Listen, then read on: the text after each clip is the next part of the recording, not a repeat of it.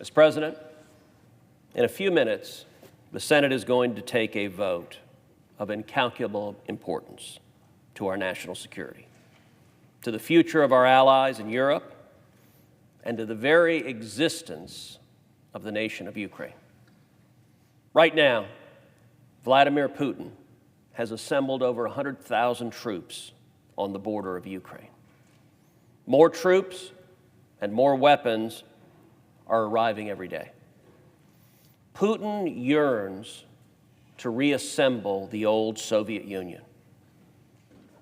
Putin would see Ukraine wiped off the face of the map. This is not the first time that the people of Ukraine have had to face down Russian aggression and authoritarianism. Throughout the Cold War and through their independence in 1991, millions of Ukrainians died as they struggled for independence from the Soviet Union and from Soviet Russia. In 1994, the United States signed the Budapest Memorandum on Security Assurances. We committed, the United States of America committed, to ensuring Ukraine's territorial integrity in exchange for Ukraine voluntarily giving up the world's third largest nuclear arsenal, which it had inherited following the collapse of the Soviet Union. That was our commitment, and it is now our national obligation. Russia, of course, also signed the Budapest Memorandum. Nevertheless, in 2014, thousands of Ukrainians died when Putin invaded Ukraine. Putin only stopped short of a full invasion because he couldn't endanger the Ukrainian energy infrastructure, which he needs to get Russian gas to Europe. He now believes that Nord Stream 2 is a done deal thanks to President Biden's catastrophic surrender and waiving of the mandatory sanctions passed by Congress. Putin sees Nord Stream 2 as an alternate route to get his gas to Europe that Ukraine cannot touch. And so he has moved to complete what he couldn't do in 2014. When President Biden waived the sanctions on this Russian pipeline, the governments of Ukraine and Poland warned then the result would be Russian troops on the border of Ukraine and an imminent invasion. They were right. In recent weeks, the people of Ukraine and their government, the president, the prime minister, the speaker of the parliament, they have all called on this body to fulfill the commitment that we made to their nation. They have explicitly and repeatedly called upon the United States Senate to pass this bill before us, imposing immediate sanctions on Nord Stream 2. None of us can know if that will change Putin's calculation.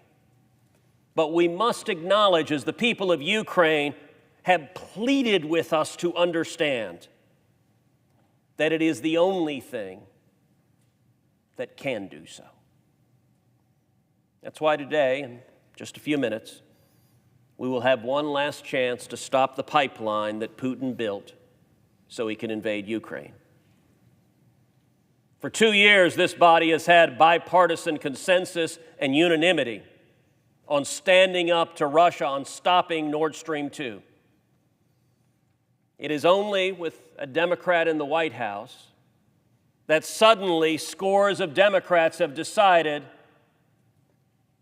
partisan loyalty is more important than standing up to Russia.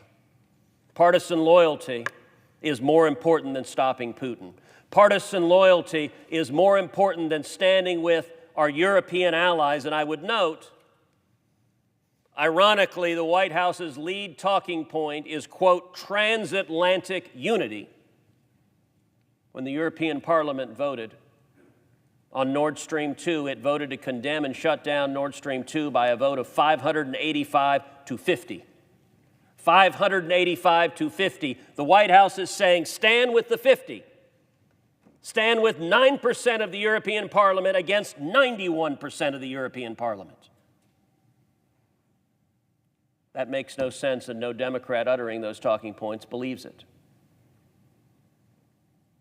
But there are too many Democrats who are deciding partisan loyalty matters more than standing with our allies. Partisan loyalty matters more than standing with our European friends. Partisan loyalty matters more than honoring our treaty commitments. Partisan loyalty matters more than protecting the national security of the United States. For 5 years, Democrats have uttered the words, Russia, Russia, Russia. We will now learn whether they meant those words when they said them. Or was that simply animus for President Trump? We should stand together. If a Republican were in the White House, Mr. President, every Democrat in this chamber would vote to sanction Nord Stream 2. The only reason not to do so is because for some Democrats, partisan loyalty matters more than standing up to Russia or defending our national security. Let me finally say, if the Senate votes down these sanctions in just a few minutes, it will effectively give a green light to Putin. That's what the leaders of civil society in Ukraine have told us. And if, as a result of the Senate's vote, if the Democrats vote with Russia, with Putin, we may well see in the days or weeks or few months ahead Russian tanks in the streets of Kiev. And every senator, Democrat or Republican, will remember this moment we had to stop the Russian invasion of Ukraine. And those senators that put our obligations to our friends, our obligations to our nation, our obligations to security above partisan loyalty, they will remember that. And those senators that didn't, they will remember that. The eyes of history are on the Senate. There are moments, particularly dealing with war and peace, where the consequences of our actions echo throughout the decades. This moment is one of them. I yield the floor.